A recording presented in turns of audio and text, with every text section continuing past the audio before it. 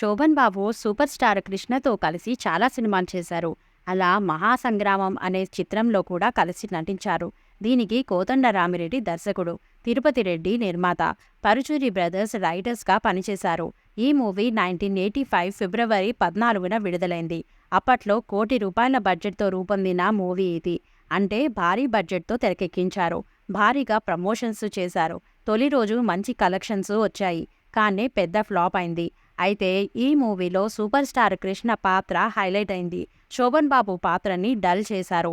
చాలా సీన్లు కట్ చేశారు. దీనికి ఓ కారణం ఉంది. ఆ మూవీ సెన్సార్ జరిగే టైంలో అందులో సభ్యుడిగా ఒక మిలిటరీ అధికారి ఉన్నారట. ఆయన శోభన్ బాబు పాత్ర తమ నియమాలకు విరుద్ధంగా ఉందని చాలా సీన్లు కట్ చేయించారట.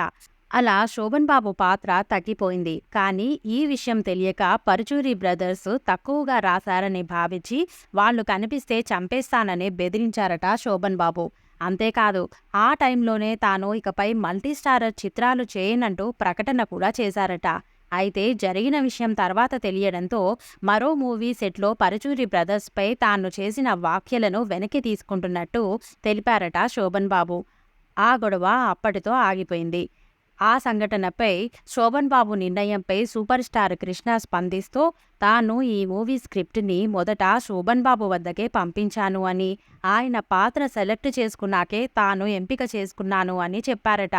ఆ పాత్ర చేయాలని శోభన్ బాబు నిర్ణయించుకున్నాకనే రెండో పాత్రని తాను చేశానని కృష్ణ తెలిపారు.